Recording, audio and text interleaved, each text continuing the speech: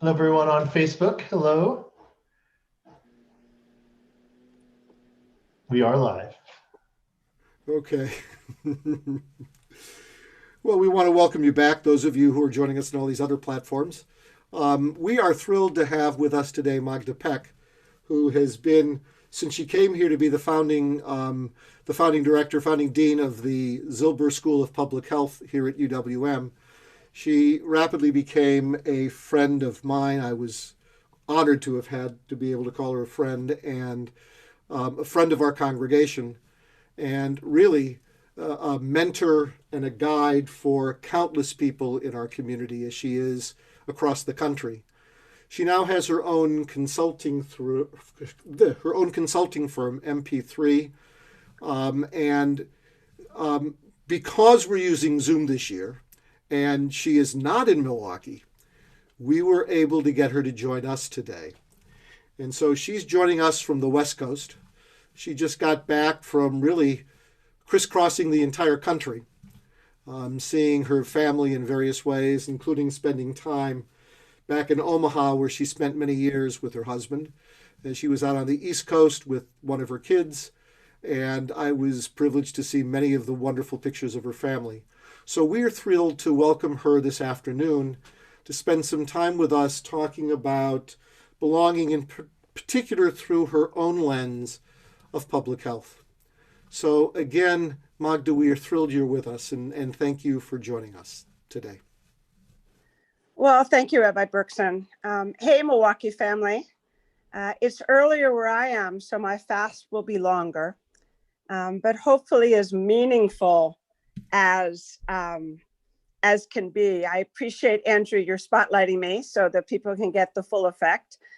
People are talking about their backgrounds. I bring Milwaukee art, and my husband at my side virtually always during this particular time of being apart.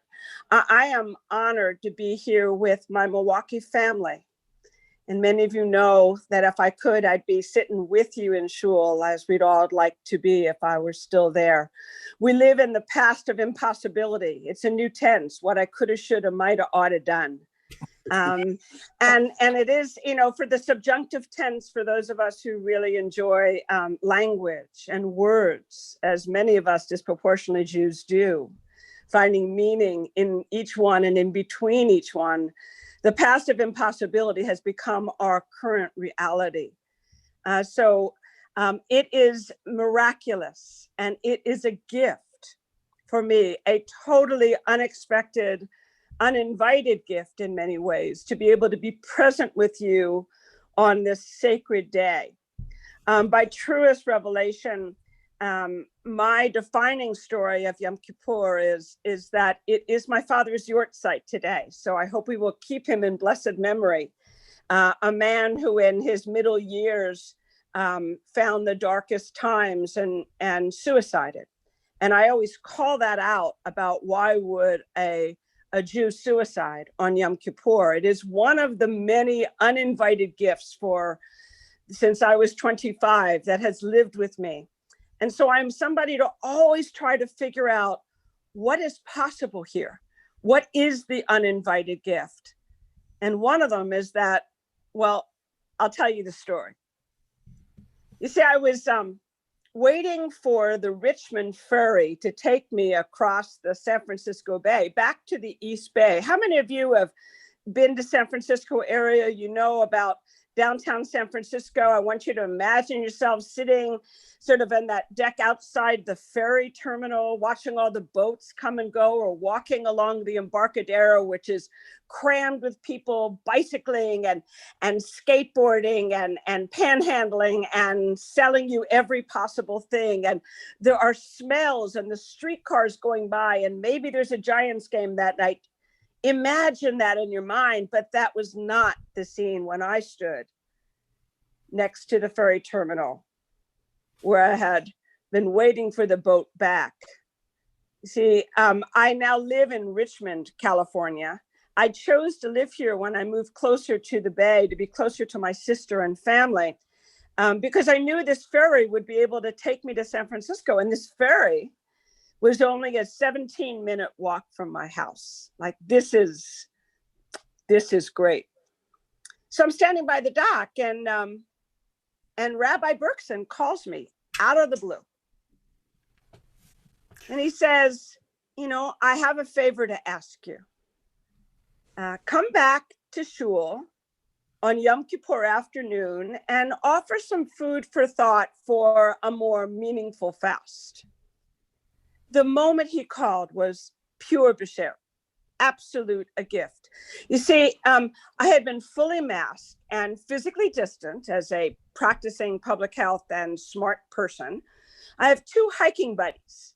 I hike with a tribe of women over 60, and you don't mess with us. Straight up Mount Tamalpais, 6 to 8 miles at a time. Yes, at every age and stage, extraordinary strength is possible from strength to strength. So there we were, and we had just huffed and puffed. And because we had urban trekked from the ferry terminal down the Embarcadero, up, I don't know if you know about this, there's a set of stairs that goes straight from the bottom of the financial district up to Coit Tower. It's about 25 stories straight up. These are the hills of San Francisco. And we had hiked back down through lush gardens and people's backyards and went through the ferry terminal. But on this entire 3-hour outing, we had seen so few people. Imagine the ferry terminal dark and empty. Imagine the streetcar not running. Imagine no sounds of skateboards per se. There was no hum of a city. You see, I'm used to going to the ferry terminal when I can have it as community space where people feel a sense of belonging. It's their peaks, right? It's where they can go, or they queue up so politely to take a ferry back home to Larkspur or Vallejo or Oakland or Alameda, or sometimes to a Giants game.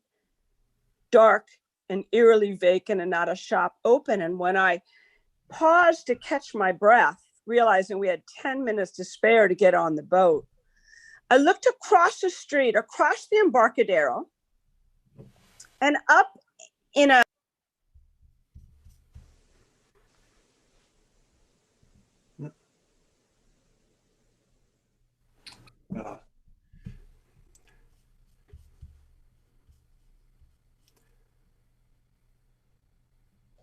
So what happened? I don't know. He's on mute. Magda, so sorry. I think I might have muted you by mistake. I apologize. Sorry about that. Let's try that. I'm trying very hard to not have the technology get in the way. How's that? Perfect. So I'm going, look across the street. There's a window, and in it are these white pieces of office paper put together in a mosaic with a message. And it says the following: thank you, Dr. Fauci. That's great. It caught me by surprise because very few people would have a chance to see this. And maybe it was a sense of gratitude. Maybe it was a plea to the unheard. Maybe it was the office maintenance staff pleading for better care, being on the front lines. But I wanted you to know that seeing "thank you, Dr. Fauci" was just at the moment that Rabbi Berkson called me. Would I come back and what I reflect on from my public health perspective, my personal storytelling perspective about belonging, the theme? And honestly, I got to tell you, I really didn't know what he was talking about. But what I heard in his voice after I had been 7 months without my husband, without my children, without my grandbaby, not that close to my sister, another story, with lots of synthetic family that I had filled in around, there was a voice that invited me, that made me feel like I belong in this moment to all of you. And of course I said yes. I didn't need to know more yet about what he wanted. And I didn't yet dive into this notion of belonging. So I'm a researcher. You know, my grandmother, if she were alive, my mother, if she were alive, would still say, you know, she went to Harvard, you know, she got 2 degrees, she was valedictorian twice, you know, the nachas that they get, and you can still hear from on high, right? But the bottom line is I did my research and just preparing for today, because I had to remember, what the heck does it really mean, or what do they say it means? An affinity to a place or a situation, a close or intimate relationship, being part of, being a member of, and sometimes being the property of, has a dark side as well. I got to confess to you all that in my 5 years in Milwaukee, trying to move mountains and make a school rise from dust, it's this congregation where I felt my greatest affinity, my sense of belonging. So I just want to start today to tell you how to rekindle this belonging to your community, to my extended community, especially today. It is scary. You know, sacred, if you do a little acronym of it and misjumble the words, you know, it becomes scared. It's just one transposition away of 2 letters, of scattered kin and tattered lives, of economic loss, of political uncertainty. And then there's this tenacious, mysterious, ever-changing viral pandemic, and a racial reckoning on top of that, instigated by the brutal death at the hands of police of Mr. Floyd, but there all along, for so long. And then climactic calamity just last night, with this raging fires breaking out 3 miles from where I lived my first years here, threatening the lives and livelihoods again for the 3rd time of my former neighbors. So let's spend some time exploring this intersection, the intersectionality between a corona pandemic and a sense of belonging. And in doing so, unwrap together some of their uninvited gifts of this uninvited time. So think back to January. You know, as public health scientists, my husband and I both took notice with a certain amount of alarm when on January 30th, the World Health Organization formally declared something called coronavirus disease 2019, soon to be called COVID-19, and again, the letters, co as in corona, vi for virus, d for disease. That's where the acronym comes from, in case you didn't know. 19 for the year in which it first became apparent to be a global pandemic.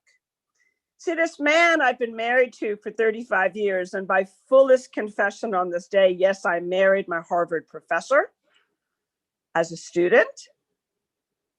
There was a lot of forgiveness and a lot of love. He makes a living out of calculating risk of disease. He tries to figure the efficacy of action, of treatments, particularly for cancer. We agreed. It was over there. It wasn't here much yet, just a few cases. We tracked the data, like tracking bad weather, or now like tracking wildfires. You know, they're far away. Maybe the smoke might reach Milwaukee, but it's still somewhere in Oregon.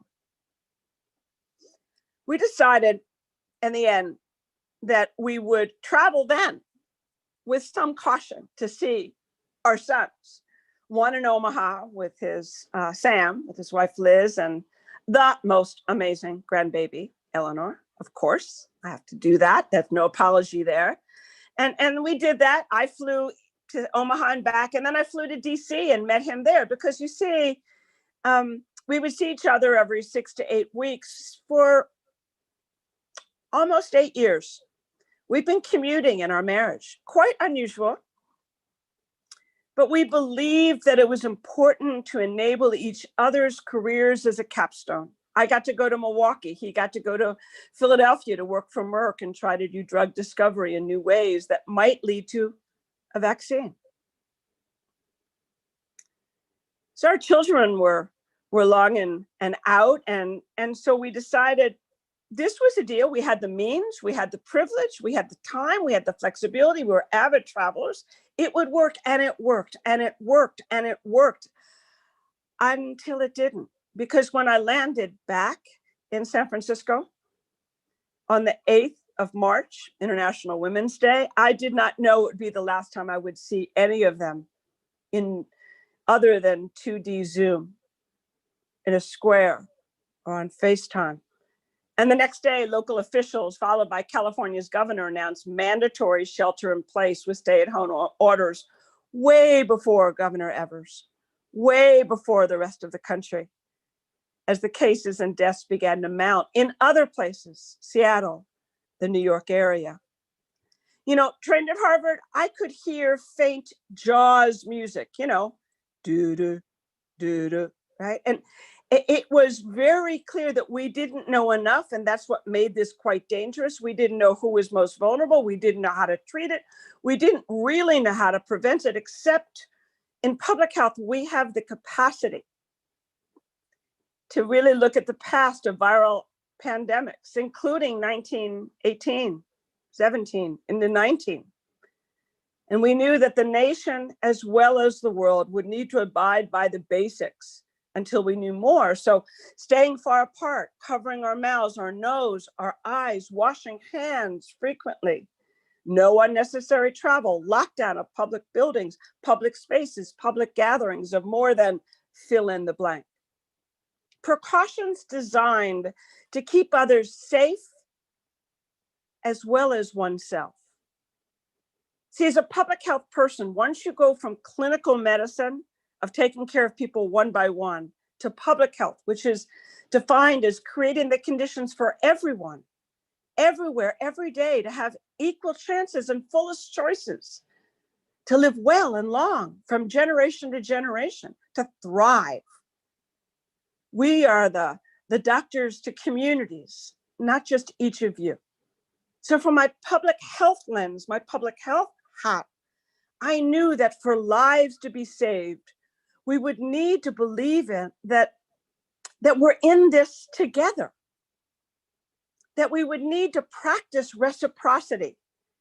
We would need to do for others to keep the others safe, to keep yourself safe, that we belonged to the same side.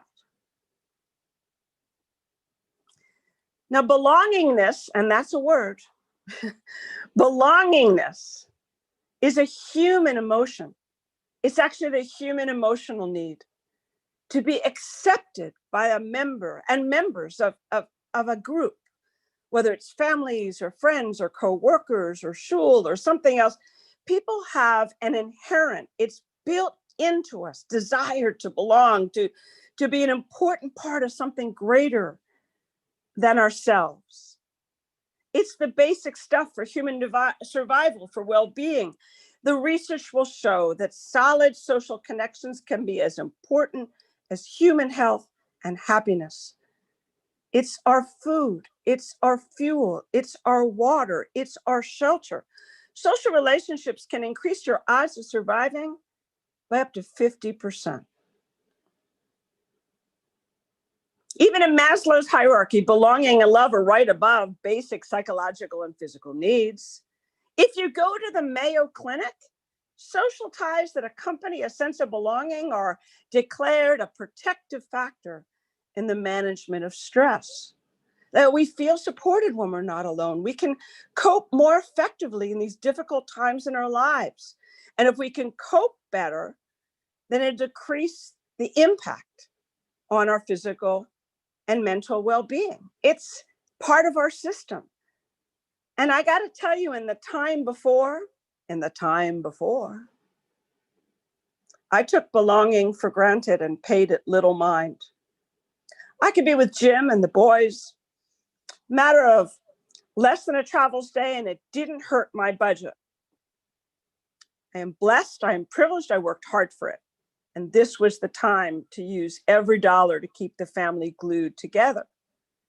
You see, belonging is being able to take a full emotional, spiritual, and physical breath.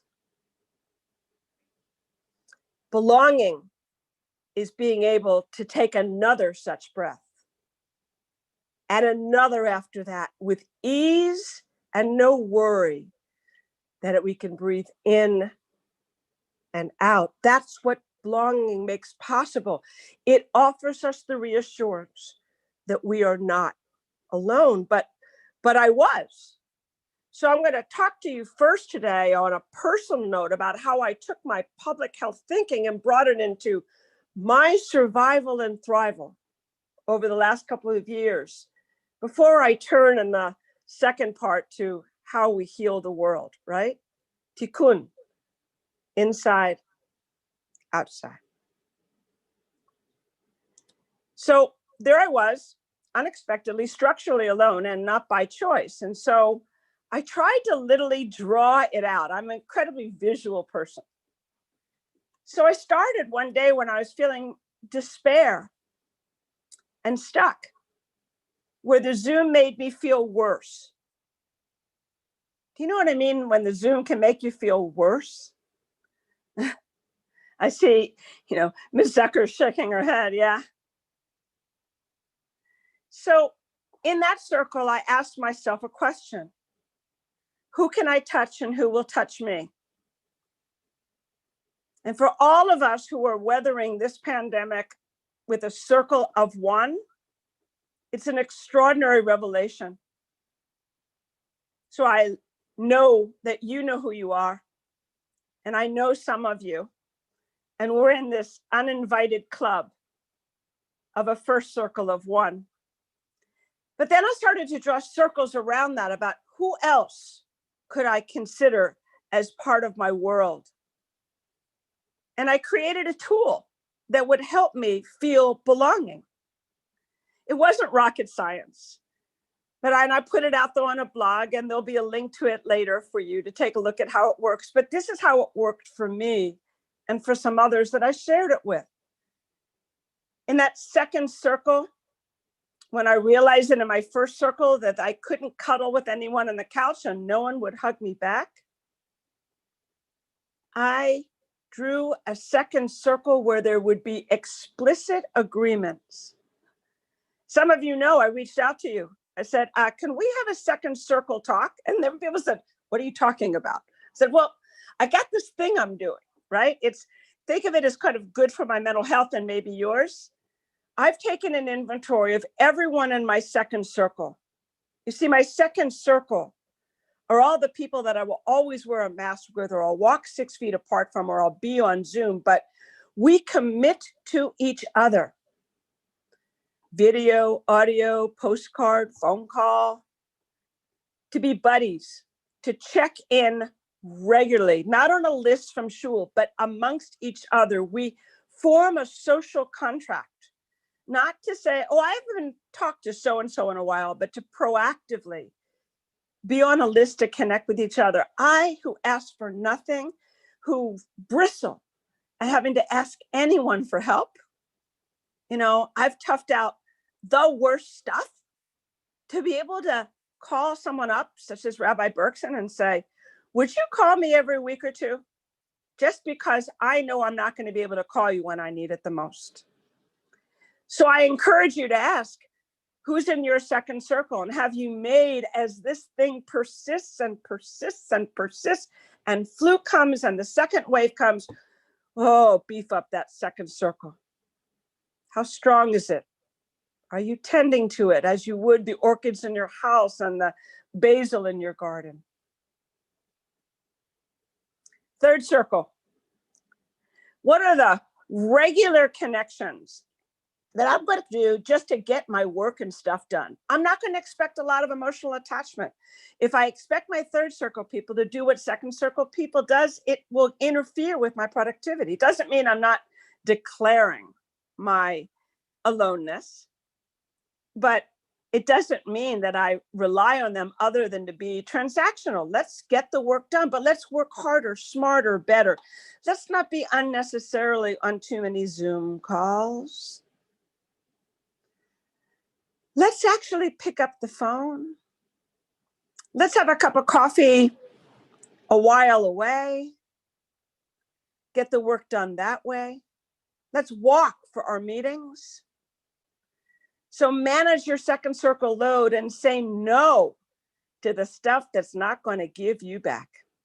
If I have a hard time saying no, so this is my second pandemic reflection, has been the number of ways that I put some things on pause and said, it's sapping my energy and I need to preserve it. And so is this really necessary and why am I doing it? So the third circle lets me do a let go, let go, let go, or put aside or put on pause, but not now. Efficiency, effectiveness, productivity, collaboration. People will really, really appreciate if you're being mindful in the third circle space. And then the fourth circle is what holds us together, the glue. I did an inventory of all the institutions that I belong to or don't. I still haven't joined a shul all the time I've been out here in California. It's confusing. There's too many choices and too many people and not enough intimacy. And at 66, it's damn hard to start all over. It just is. So I talked with Rabbi Berkson and members of your congregation. And I'm there on Facebook seeing your Friday night services. I'm watching Rabbi Berkson learn how to blow the shofar again when it failed technologically, right? And he can still do it, right? I'm one of those interlopers that you don't know is there because I'm not in your Zoom world, but I need you to know that you have been there for me. I'll go to Central Synagogue if I want something gorgeous and breathtaking. But day by day, week by week, it's you. I've gone to my hiking tribe. We've made covenants with each other. Many of the women are traveling alone in their last years. I am alone structurally, but together stronger than ever with my husband. But they're managing things that are harder than mine through death or divorce or disability. So we hike together every Saturday morning. Frankly, that's my shul, Mount Tamalpais, straight up and down. And what they don't know is sometimes I will Zoom just through my ears and audio your morning services as I'm hiking up a mountain. I did it on Rosh Hashanah morning. My sanctuary was a nature sanctuary. Brilliant. I have refreshed my 4 circles every month or so as the pandemic plays out. I want you to know that the paradox of this pandemic is that my sense of belonging has never been stronger. Not by accident, but by an intentional, faithful, negotiated practice. This tool helped me make sense, sort it out, and stay connected and get reconnected.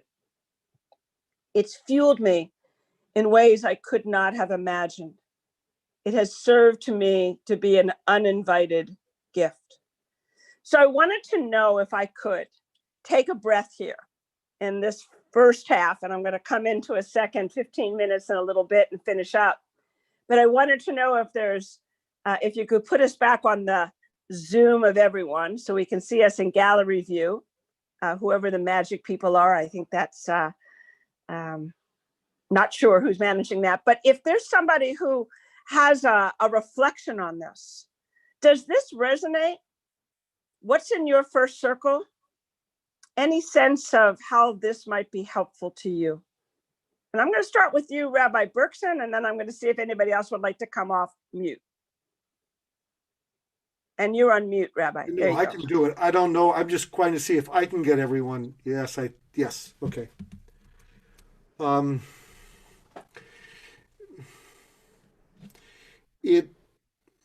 Boy,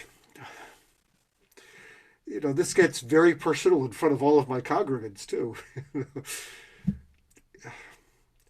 It has been incredibly difficult and painful. And it comes at a time of year where there is this past month and the next 2 weeks, I'm spending all my time learning how to do everything I thought I knew how to do entirely differently. And I find that I guess what I've been doing is just working so hard that I try to close myself off to it right now. Um, and so a very small group of friends and an even smaller group of colleagues to whom that I can turn and talk. And even my colleagues, I have what I call the oldest established permanent floating study group of colleagues in Chicago. And we gather every Tuesday. It used to be in person, now it's on Zoom. I haven't even been there in a month. So it's been very hard, and I find that when I reach out and when other people reach out, it is so refreshing and wonderful. And after the holidays are over, I need to once again be far more planful of how I do this. Thank you for that. Thank you for having me in your second circle. Thank you for being my second circle buddy. I encourage our congregants and our colleagues and our friends to circle it out, to be intentional about it. We don't have in pandemic the structure that lets us bump into each other. Maybe at the store, but all the ways we took advantage of coincidence still can be divine coincidence, but it's harder. Mark, do you see anybody else that would like to ante up with a reflection? And you can also put it in the chat box. I welcome you for those who don't want to speak, but would like to tell me about your second circle strategy. Let me know. Raise a hand. It's okay. Or just raise your hand. I can't see them all, but you can. Virtually, or I'm just scanning the other parts of the screen. I thought I saw a hand here. Do it again if I can see. All right, Ellen. But you got to unmute, Ellen. I know Zoom. My life has been Zoom also. So my mom and I are sitting here. I've heard about Magda's circles before because I feel like I'm maybe in the second, third circle for Magda. Maybe I've been fortunate enough to be able to maintain a very special relationship with her. And when you shared these circles with me, Magda, back in probably April, they were really poignant then. And I honestly hadn't thought about them again until today. And sitting here with my mom, we snuggled a little closer when you described the first circle. And for me, this has been and for my mom, for our family, it's been a very deliberate decision for our family that we do touch and hug. Because it's very lonely not to feel that personal connection. And so I really just wanted to emphasize how much I appreciate your words describing the first circle, and plan to revisit the circles again this week to just kind of do my own reassessment of them. So thank you for your kind words, and thanks for being here. Thanks, Ellen. I'm going to keep moving on because I have another part that I want to bring to you, and I welcome the opportunity to share tools and maybe bring it into your reflections into the new year about how to choreograph, how to assure the abundance that's there, and how to let go of our own boundaries and let some folks in, but also at the same time, let some folks go. Because our fuel is what will get us through the pandemic. You see, professionally, as a public health practitioner and a social justice activist, I got to say I bear witness to all that's happening with the pandemic as well. And I know how it has strained and drained lives and livelihoods along old and deep fault lines of color, and class and gender and geography. So last spring, we did not know what we knew now. And I wanted to share with you something I came back across. It was Politico magazine, forward thinking, but rigorous. It, in its March edition, interviewed 30 smart macro thinkers back in March to say, and actually featured on their cover of the March 19th edition, what will be the larger impact of the pandemic, you know, on education, on culture, on religion, on politics, technology, health, business, innovation. So it's been great and painful to reread their forecasts. One of them came from a Dr. Eric Kleinenberg, who's professor of sociology and directs the Institute for Public Knowledge. Isn't that great? At NYU. You know, what others had predicted, a decline in polarization, a return to faith, a belief in serious experts. Science will reign again, a revived trust in institutions. Others were closer to the mark. Yes, the rise of telemedicine, virtual voting by Congress, mainstream electronic voting and normalization of voting by mail, election month, not day. Dr. Kleinenberg's forecast, less individualism.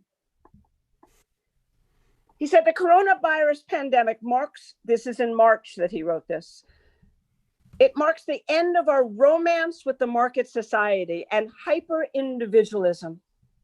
Self-seeking behavior is making the crisis so much more dangerous than it need be. We could turn towards authoritarianism, but I believe that when this ends, we will orient our politics and make substantial new investments in public goods, health, and especially public services. We'll be better able to see how our fates are linked with each other. And commenting on that, Gerald Lenoir, who's at UC Berkeley in the Center for Othering and Belonging. Yes, there is a Center for Othering and Belonging that John Powell leads for many years. He said, this belief can only become reality if we seize opportunity in the midst of crisis to bend the moral arc of universe towards justice. The narrative of rugged individualism, American exceptionalism, the sanctity of the free market, racial othering must be supplanted by a narrative that speaks to our common humanity. And he said, let's do right by the tens of thousands who will lose their lives. Let us demand a new social contract where we all belong. Maybe that will come true in another 6 months. But was definitely wrong as it wasn't tens of thousands, as high as his imagination could count at that time. Multiply that factor by at least 20.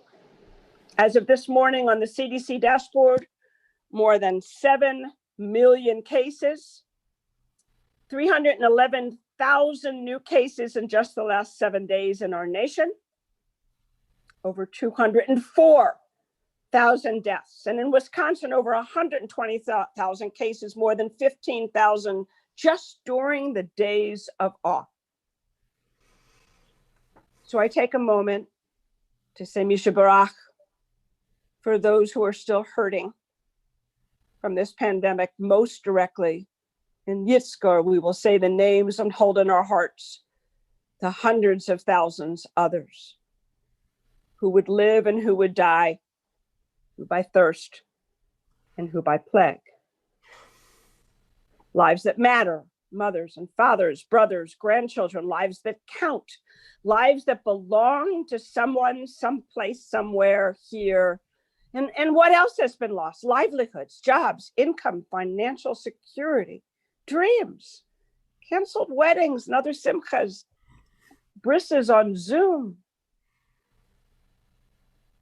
And the more intangible losses, the numbing that comes from unfathomable numbers.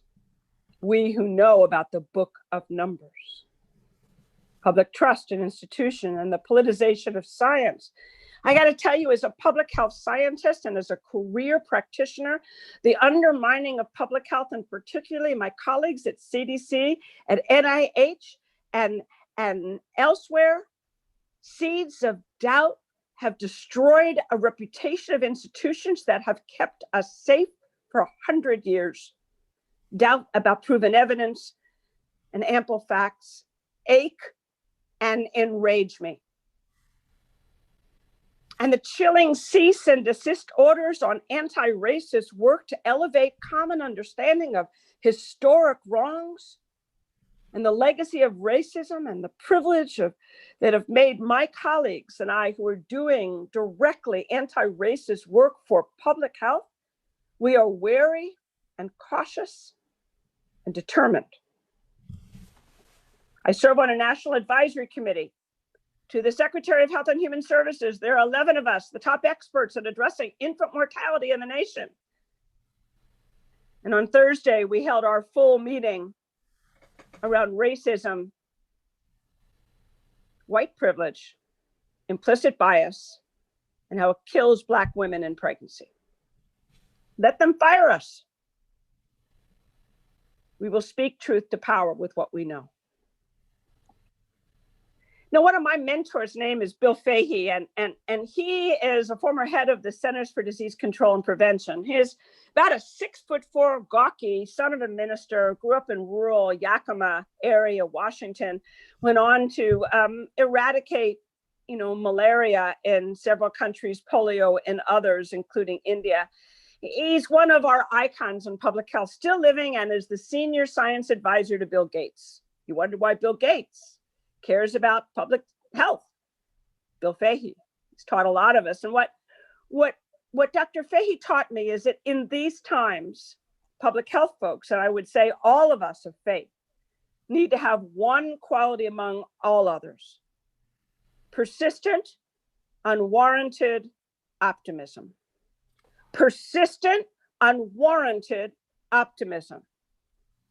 So I ask us to consider on this day, as a family of folks who have adapted and survived and thrived over generations in times far darker and more dangerous than these. Here is the question at the intersection of belonging and pandemic from a public health perspective. What is possible now that has never been possible before? What is possible now that has never been possible before? And in that powerful, powerful question, I have found uninvited gifts that require a careful unwrapping, because their underbelly is ominous, but their possibility overshadows that. I'd like to give you 3 in parting to think about, and I'd like you to identify your own in reflection for the rest of today as food for thought. Because these, in the end, may augment our belonging and our well-being, and as a tribe, allow us to again survive and thrive. First, we can bear witness today of enabled connections through technology. I hate Zoom, and I love it. I love it because it's the best I have, and I love it because my husband, Jim, is now connected to his brother, and they hadn't been in this relationship for a really long time. How many relationships have been rekindled? My best friend from first grade called me up just to chat. Now in my second circle. Thank you, Ivy. When we had our 35th wedding anniversary for 35 minutes on Zoom, my best friend from middle school's mother was on, just like Ellen is sitting with her mother. And she said, Maggie, because that's what she knows me as, Maggie, my adult name is Magda. Maggie, you're looking good. Doris, of blessed memory, passed a week later. Shabbat online, safe schooling in the short run, cars in the parking lot with a cantor and rabbi on scaffolding, a public health hazard. Arts at your fingertips. But with this has come the revealed inequities of technology access. If you do not have broadband and you do not have a computer, you do not have multiple screens, you do not know how to use it, you do not have an internet account, what greater loss is there? One more example of lack of basic infrastructure. Here's the new term for that. That is our social justice challenge that I give to the shul that I'm willing to work with you on. Digital deserts. Digital deserts. Who is not part of this today because they couldn't? And how is that both structural and egregious? Second, fundamental mind shifts that change the narrative. Ibram Kendi, who wrote also the most amazing book called Stand from the Beginning and How to Be an Anti-Racist and much more. Follow him on Facebook, you will learn a lot. He basically taught me this. Ideas create systems, systems create behavior. You want to change things? Don't work on behavior alone. Don't even work on the systems. Change the mindset. That's what we're brilliant at. So how can we shift from focusing on individual behaviors during this pandemic and the blame and shame that comes with testing positive to changing the unjust systems and the systems and structural barriers that are having some get sick and some not? And how do we take this time to address the egregious racial divide and racism that is driving who lives and who dies disproportionately this pandemic and pledge to reckoning? My last and the last minute that I know I'm over time is we have a gift to declare that we will not give up a fair and functioning democracy. It's that simple. We are not victims of these times. The uninvited gift is that if the science is refuted, put it further out there. What we have learned is to be relentless, not counting on national leadership, but at the local level to put the message out about voting as an act of public health.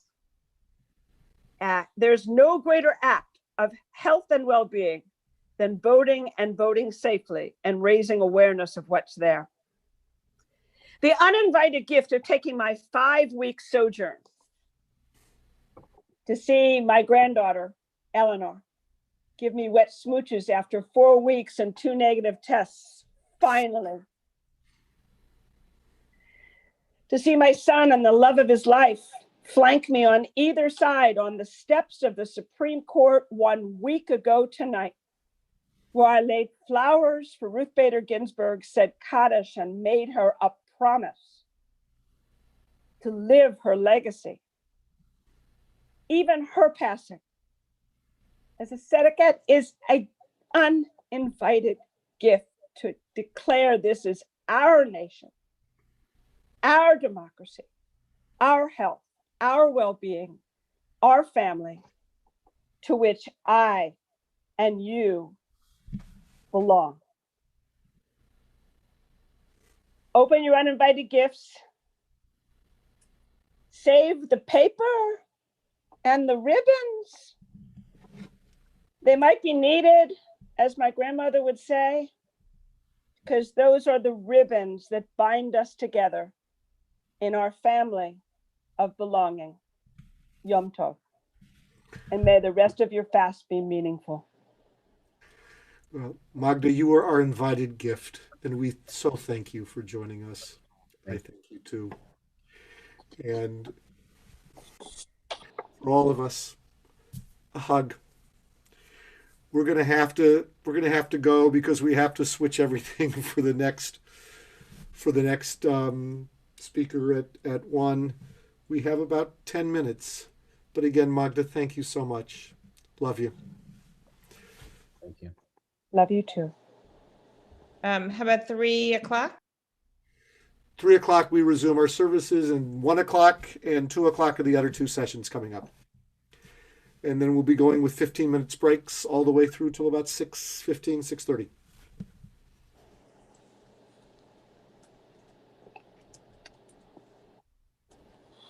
So everyone, we're going to close this down and open it up in just a minute or two. All right. Thanks so much for your service. Thank you.